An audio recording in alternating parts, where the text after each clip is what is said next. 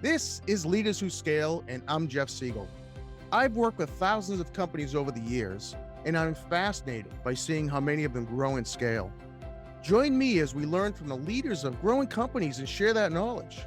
Leaders Who Scale is sponsored by Siegel Solutions, providing world-class accounting, advisory, and QuickBooks and Acumatica Cloud ERP services. Today's guest is a commercial and residential security hardware professional, a leader in security hardware for major institutions in the Boston area.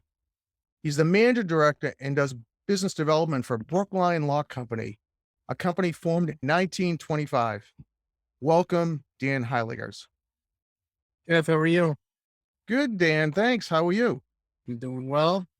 Thanks for participating in this podcast. Would just love to hear how you're scaling your business. Mm-hmm. So let me ask you this. I'm going to just jump right in. What is the most challenging, or I should say your most challenging aspect of scaling and growing Brookline Lock? That's a loaded question, but I would say that scaling the business, the hardest part is making sure you have the right infrastructure, as well as having the right team and personnel. Those two are key, no pun intended, parts of scaling a business. Is it difficult in your business to find the right people? I mean, Well, of course, this is considered a trades business. And as everyone knows, most parents wanted their kids to grow up to be doctors, lawyers, accountants, so on and so forth. right. And so because of that, the trades industry is taking a hit. But what I've been doing is, there are some schools around here that have, door hardware and key and lock focused classes, and been finding those personnel, along with, competitors of the likes, and growing a team around that, through knowledge and also people interested in the industry. Well, that's cool. I mean, like you said, it has to be difficult because people, the parents push their kid to go to college. Although I think in this day and age, you're seeing a lot of people go into the trades. I mean, there's a shortage, and I think from what I've seen is there are a lot of people who feel like the cost of college may not be worth the job they get when they get out. I completely agree. I mean, Yeah. the salaries are comparable now, in the trades versus, going into these major corporations. We're desperate. Yeah. Comes to anything from, you're saying trades as in service techs, yes, but I'm also saying individuals in inside and outside sales and, accounting. You have to know our industry hmm to be able to sell the product. It's not like selling, I don't know, disaster recovery software Right. where you can read about it and know it. This is, hands-on trades business, and we're selling the hardware. So you have to know what you're talking about. Yeah. It's interesting because when I was looking up Brookline Lock, it's been around since 1925. So how was it jumping into that after? I'm not, I can't remember how long you've been there, but a company that's been around, probably its own culture, its own norms for almost 100 years, and then you came in and started taking that over. So I'm just curious what kind of challenges you faced, even initially. So initially walking into the door, someone who is an extrovert and loves speaking with people, I was intimidated. And what I realized is you can't run this company like corporate America. No. So what I did was I walked in and I got dirty. I went on the road. I learned the parts. I learned how to install, because without the trust of the current employees that were at Brookline Lock, I would never be able to scale it by any means, because you have to get everyone on the boat first. hmm So once everyone's on the boat, that the idea that you're creating, that's when you're able to actually begin to think about scaling. You can't scale yet. First, you have to learn the business. before you do anything, you have to be able to do what every single person in your company does. And that's what I learned. So I went out, I installed door closers, I installed mortise locks, I learned the lingo, I learned the competition, the vendors. And that took about 2 to 2.5 years before I was even able to start my infrastructure, which was a software for accounting, any sort of personnel to build a sales team, bring in new customers. You have to know the lingo and be able to, talk the talk and walk the walk. What was it, a challenge with existing people? They're just people in Of the course, yeah. of course. Yeah. I definitely butted heads with a lot of current employees, but I just kept pushing my idea Mhm. that which is institutional sales, white glove service, 24 to 48 hours. It doesn't exist in my industry. And with such a older generation in my industry, I knew that if I was able to bring it into my idea, if I was able to bring my ideas to fruition, that I would have such a competitive advantage because of the express service that I have and the way that I'm bringing all of my technology into 2022. These companies that I'm looking at are still writing on pieces of paper when I'm having all my customers send me pictures, send me part numbers, and via email. And what this does is it just expedites everything. I'm able to flip that over to a distributor, and 24, 48 hours, I'm able to deliver it. So it's all about efficiency and effectiveness to make our company really grow. Yeah, it's interesting you mentioned just emailing pictures. I mean, it seems like that's something that was done like 5 or 10 years ago, and people are even beyond that, but it sounds like your industry is very antiquated, and you're just trying to get it into the, 21st century. I should I say. literally I call it a bunch of dinosaurs. Yeah. You know, uh, I'm probably the youngest, manager, director, whatever you want to call me on, Mhm. um, by 30 years. Wow. Yeah. Uh, So it's really interesting to look at all of my competitors and actually see that there are no succession plans, and there are no younger generation taking over the business, which is a necessity. It's security. It's door hardware. Um, Taking over it and bringing it up to date. So that's a huge competitive advantage for me in reference to the rest of my customers. I mean, competitors. Well, it sounds like there could even be an opportunity there, right? Because you're growing this company and with technology and more efficiencies and, becoming more effective and a lot more customer centric that you could acquire some of these companies. I'm not sure if, I mean, we've never talked about that, but whether that's even. Oh, of course. So like I've thought about it. I've thought about it uh, a lot. I've come across in my 6 years, I've come across two companies that I thought would be a good idea to purchase. Okay. And I ran the numbers. Finance is my background. So I was able to really, dive into it. And then when I took a step back and I looked at the price, what I'm purchasing, and then I thought about it. What exactly am I purchasing? What is $250,000 worth to me purchasing some door hardware company? I'm buying a Rolodex. When then I took a step back again and I was like, wait a second, they have no succession plan. So if they have no succession plan and I'm going to purchase you, if I just let you die out, naturally I'm just going to get your customers.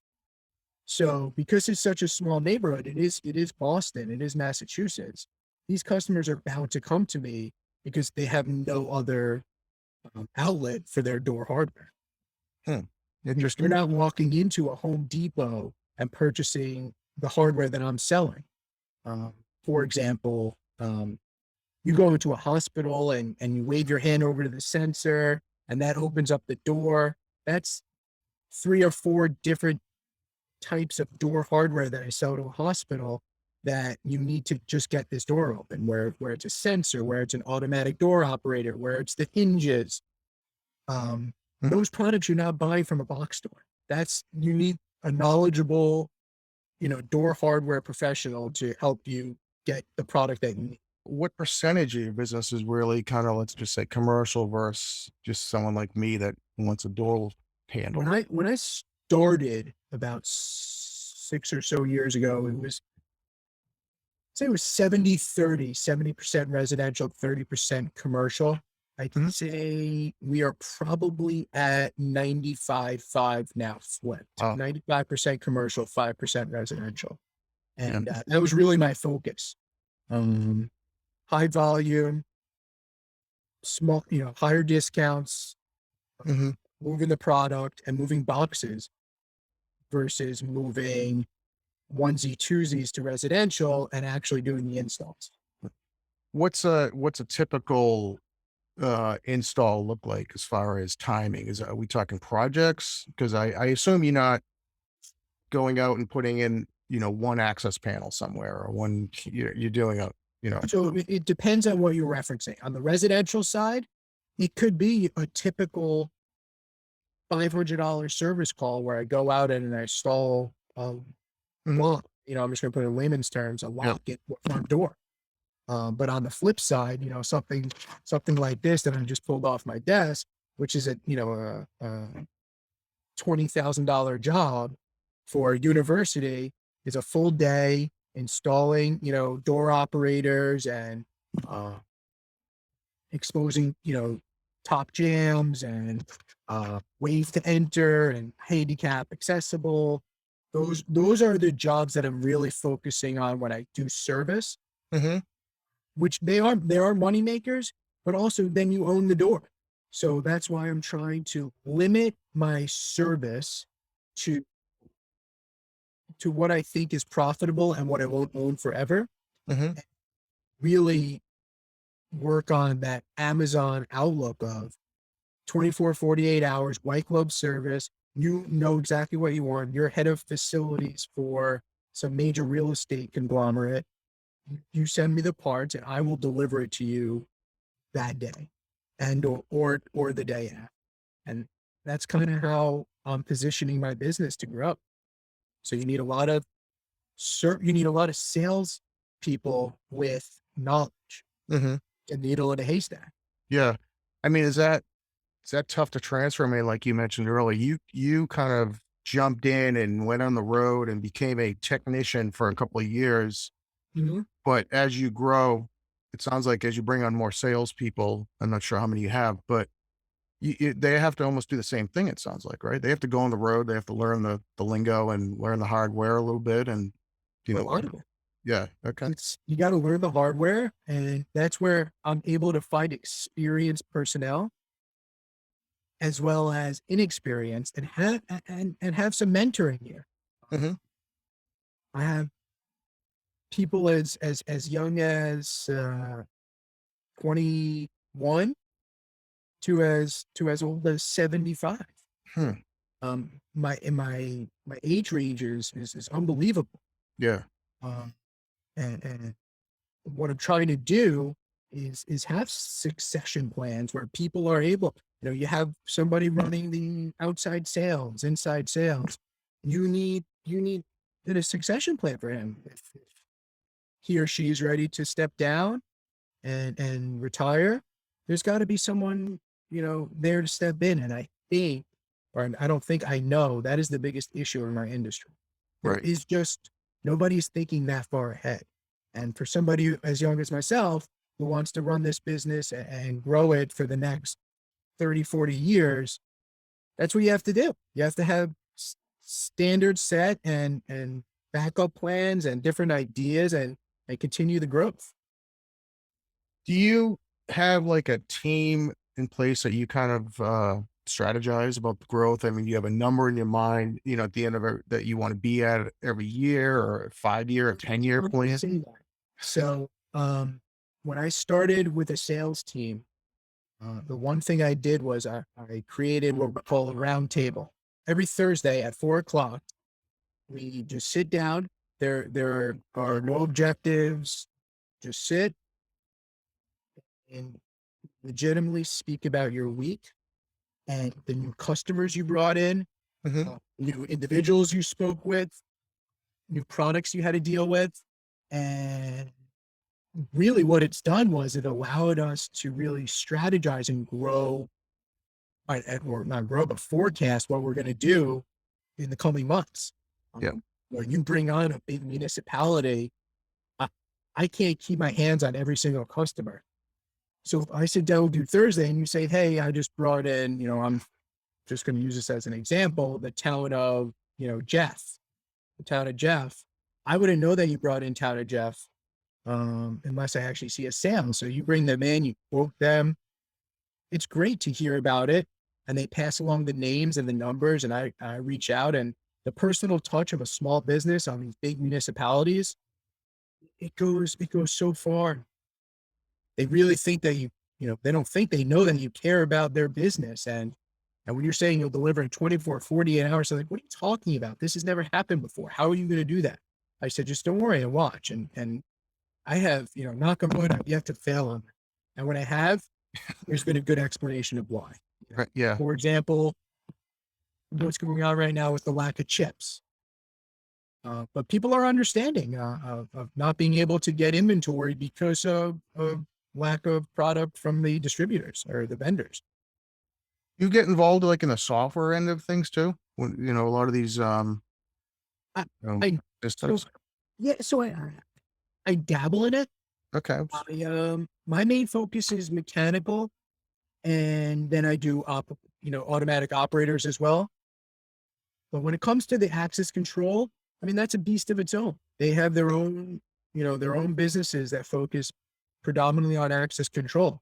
So everyone's getting into that because it's 2022 and access control is everything. But you still need your mechanical keys. You still need your mechanical locks. That'll be around forever.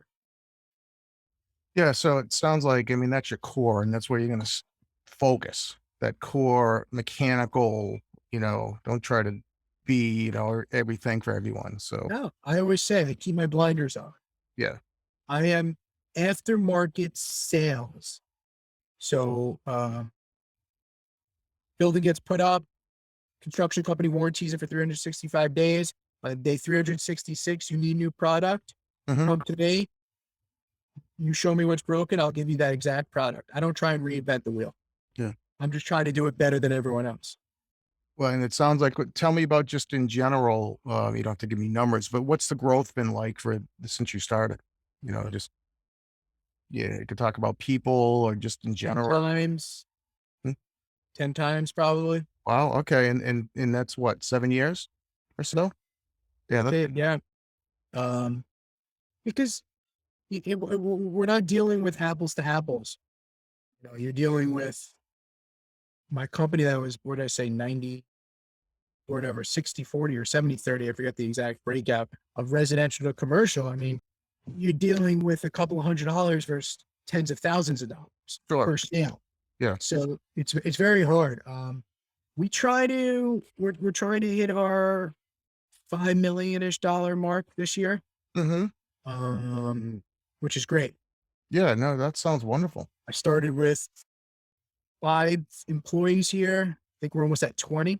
Okay. Wow. That's tremendous growth. Yeah. I mean, is it tough to manage them, or do you have a team that So you work? right. So that's what I'm working on. Yeah. I've never done this before. This is all, I'm just doing it on the fly. It seems to be going okay. Definitely hit some bumps in the road. Yeah. I did know that you need some right hand men and women to help navigate the business for you. Yeah. So I have one individual who's running all the sales, and I have another individual who's running all the finance. Okay. And then it breaks out from there. Everywhere from I have inside sales to people running the key shop to people in the service industry. And when I think about it, it's kind of funny because someone who wore a suit and tie to work every day uh, in Manhattan, and then going to this, it's very interesting to see the different type of personnel that you deal with on each end of the spectrum. Yeah. I mean, I'm going to ask you about your prior experience in a minute, but just this whole concept is interesting because you, like you said, you've grown from like 5 to 20, Mhm. and just how that is how that's working out. Because I assume those first couple of years, like you said, you weren't even trying to grow, right? You're trying to learn the business, and then Yeah. it started taking off from there, and really growing that team to kind of manage that process Yeah. must have been Yeah. pretty, you know, It pretty I hectic at failed. times. I Yeah, failed. I'm not batting 1,000. Definitely yeah, not. Um, I had one individual who I tried being my right-hand man, who didn't have any knowledge in the industry. He was yeah. more, working on the business versus in the business. Mhm. That's fine.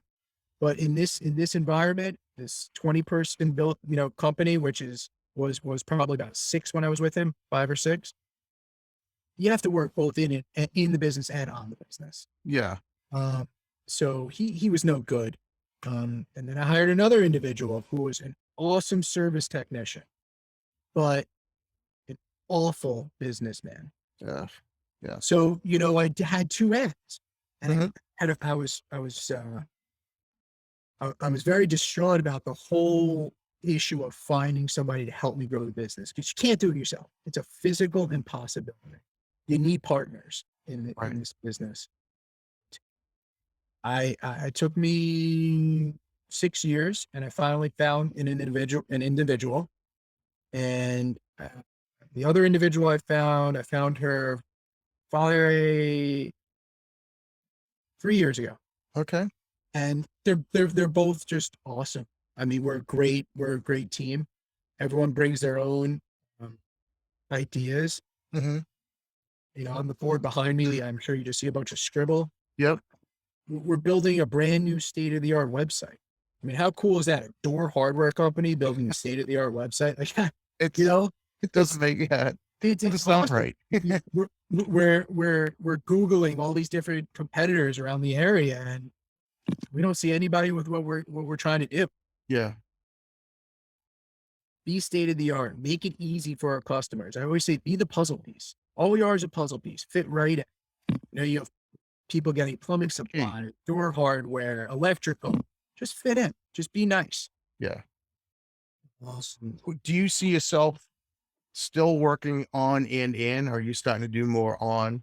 Like So right, yeah. yeah. We're kind of at that awkward teenage age of 20 people, where I'm starting to really try and work more on the business, Mhm.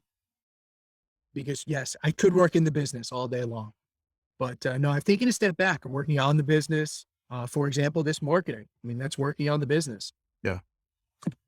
HR meetings for employee handbooks. I mean, things that I've just never thought that I would ever.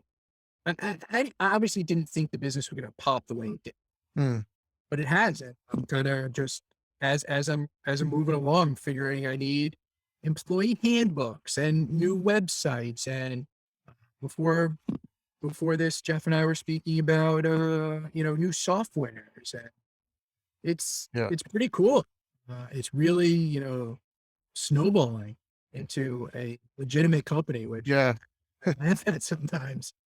It's doing the same thing in my own business. It's a little scary at the same time. There was a point where I knew every single client and I knew every issue that every client had for the most part. Mhm. Mhm. And then you get to a point where somebody brings up a client, you're like, "Who's that?" "Oh, they're a client of ours." So you get to that point where you're working on the business, so you start to lose a little. I don't say lose touch, but you're not ingrained in the technical aspect of the business, and you're focusing on growth and, like you said, hiring the right people. And But you trust them. But yeah, the people that you hired who are bringing in the customers, there's a big trust factor. yeah, And, that's yeah, for myself personally, inventory is a huge issue, obviously, with what's going on in the world. hmm Getting all the product is almost near impossible. But I'm trusting my employees to check the inventory and make sure everything's up to snuff. right, Setting like max and mins, and I mean, we've really developed into I hate to say it, but a legitimate door hardware company. It's like you woke up one day and you had a company, huh? Yeah, it's like, I'm Wasn't a ordering, hobby anymore. right? I'm like ordering all this swag for my employees and sending out marketing campaigns. It's really, I'm having an awesome time with it. Yeah. Are you a member of any groups or anything that you're doing this on your own, or do you have a kind of I mean, advisors we or mentors? do have groups. There are these groups, but again, it's a dying industry that is a Yeah, necessity. So I don't have any peers in the industry. sure. So I'm kind of just going at it, and they call me the young cowboy in the industry or whatever I don't know. It's great. So what Fun. is right now, what's your biggest challenge? We've talked about a bunch of things, people, infrastructure, this change from residential to commercial, like as you're going through Like that process. again, my biggest issue, Yeah. and I don't know what to do about it is personnel. I mean, Yeah. how do you find a door hardware expert? It's gotta be tough. Have you thought about, and I'm just as you're talking, have you thought about do you train? Will you like a training program? Will you bring Yeah, we in do. people they pay and, So we have currently we have two greener, they are carpenters, but Mhm. door hardware is they have know nothing about, and they just ride along with our service techs and they learn. And is it cost beneficial for me today? No, but 6 months from now, hopefully, it's awesome and they're off to the races on their own. Sure. That's one way I'm doing it. Another way I'm doing it is I'm having people just inside, um, doing the dirty work, the stocking our inventory. Mhm. And I tell them, I said, listen, I did this. The way I learned is I opened up every box, I read every label, I learned the part numbers, I learned the lingo. And those are like kind of two avenues I'm taking to bring people up to speed. But in reference to finding people, I mean, how many friends do you have or younger kids do you know who are like, I'm gonna go in the door hardware industry? You just don't have, Yeah. you know? Yeah, I mean, nobody thinks of that. Well, Would never have thought of that. It's like, going to be a blacksmith. It's but on the flip side, it is a necessity in this world. yeah. Um, again, I'll reference hospitals. Think about how much they've been abused the past 2 years, because of everything going on in the world Mhm.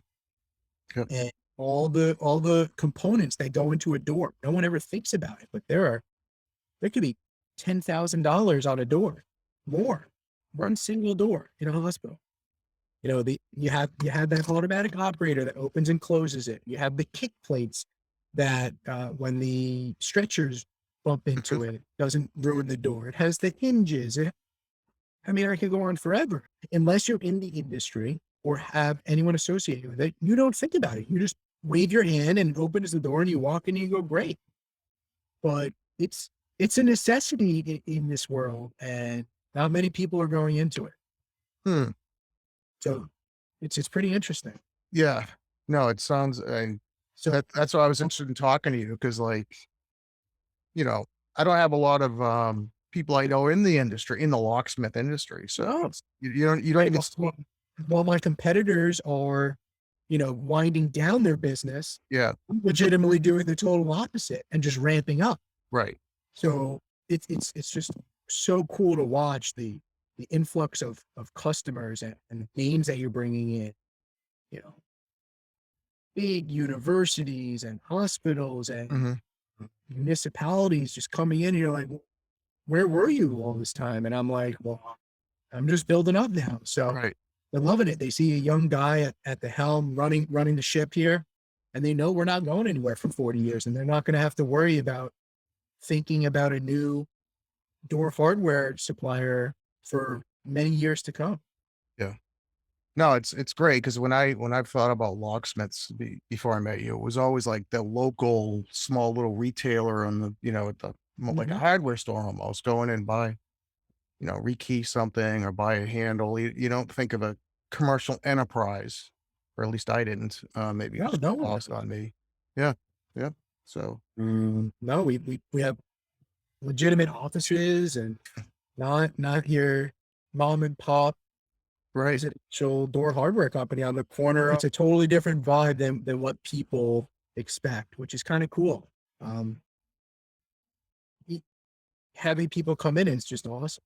You know, these reps who come in and represent all these manufacturers, and they come in here and they see what we are compared to other door hardware companies. It's unbelievable. Yeah. No, We've sunk a lot of money into the infrastructure. I think it's paid off. yeah, and it sounds like it's going to continue to pay off, Mhm. especially with your new website, the marketing you're doing. I'm Yeah. sure I'm probably going to see you on your own podcast at some point, right? Because how many lock podcasts are out there, right? That talk about hardware and Yeah, that no, sort of thing. There you go. There's a marketing opportunity for you. there you go. Right. Oh, Throw it out there. yeah, seriously. But just to change the subject a little bit, just tell me about who you are. Like, I assume that you did not like go to school to become a locksmith. Well, you mentioned it. You joined No, the business and learned it, but tell me, what born and raised what in New school, York. what was your background? Born and raised in New York. Went to school.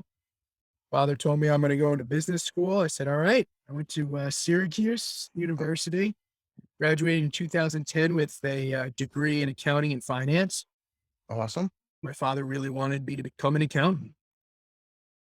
I realized quickly after graduating, not at the greatest of times of 2010, that it was absolutely nothing what I wanted to do. You So didn't have fun in accounting? Like someone, come on. no, no, there's this just the crunching those numbers by myself got a little lonely. Yeah, I have my little, 10 key back here, or a 100 key, I guess. Yeah, Yes, you're right. You look like you use that a lot. I do.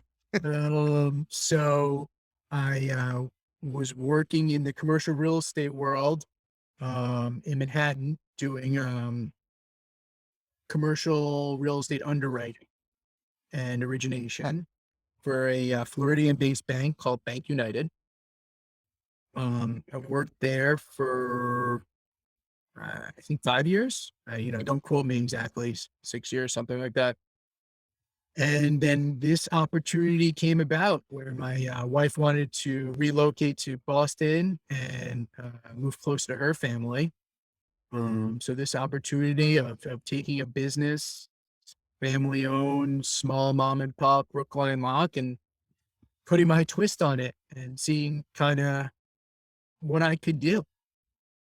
I've never ran a business before. I've never been in the door hardware industry before. And, I was nervous. And coming into it, I had this whole idea, how could I make it better without reinventing the wheel? And that's, when you say scaling a business, Mhm. that's the best way to do it. Um, because you're really just tweaking the issues that have presented themselves for the past hundreds of years. And that's where I came up with this white glove service. And it's always been on my mind, white glove service, Amazon. How can I be like that? Deliver stuff super quickly, make smaller margins, but turn it. Have the inventory, have everything available, have the right connections with the manufacturers to get the right answers and get the product as quickly as humanly possible. And it's kind of slowly come to fruition. It's kind of cool. Yeah. Uh, Actually seeing it work. I have, what is he? He's an inside sales individual. He's going to go run to the distributor right now, pick up the hardware and go drop it off at my customer.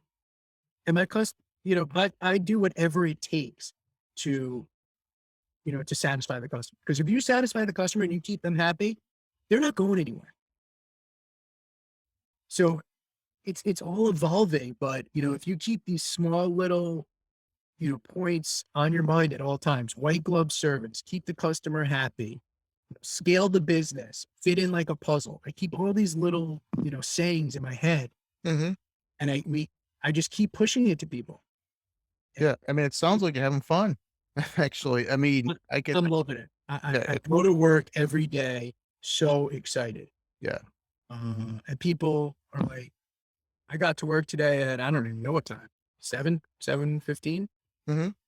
Um, I'll be here all day. I'll be here all day and night. I just love it. Speaking with the customers, speaking with the employees, speaking with, people just in Brookline, actually watching the formation of my company is so interesting. And people are excited about it. My own employees are excited. And when they're excited, that's what gets me amped up. Yeah. I mean, I'm excited just listening to you, and I've been to your location, Mhm. obviously, and I've watched you go from, a small office upstairs cramped with 2 other people down to, Sure. redoing your whole, you know, downstairs with offices and more equipment and more people, and it's great watching this evolution of what you're doing with the business. I mean, it's You've seen it. tremendous. You've Yeah. seen it from the start. Actually lucky I found you. You saved me in a lot of Thanks. different ways. When it came to what softwares to purchase, um, I had that little computer that I used as like a server. That's right. Yes. Uh, Phones. I mean, you did it all. New phone service, computers. Jeff. I do call you a lot. Well, I don't wanna make it about me, but I'm glad I was able to help you. I mean, I'm gonna give a plug to QuickBooks because I think it's helped you, and we've kinda Yeah, added well, an enterprise version and, started to get more into inventory like you said earlier, so mhm. I'm excited to watch you grow and continue to grow, and then I know you mentioned earlier, well, before we recorded that you have 2 little kids, so tell me, what do you do outside of work? And I'm assuming it's like watching being with a family. Do you have Um, passions outside of work? I am super family oriented, Awesome. which is great. 2 boys, Yep. uh, Sam, who will be 3 on Sunday, and, Awesome. uh, Dylan, who will be 1 in March. We have a great, awesome family. My wife and I, Jenna, I think are awesome parents when it comes to going to the playground and watching, well, Paw Patrol, and Sure. I'm just your average, average dad, That's awesome. having a lot of fun with them.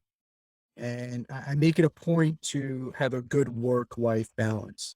Yeah.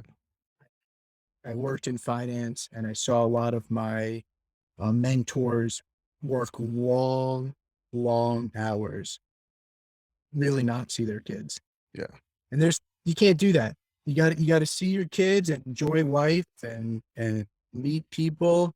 And the people I've met outside of work, I've actually brought them in to help me grow in many different ways, from Mhm. outfitting the basement here to, you know, redoing. I mean, there's just so many crazy things I did. Redid a roof here.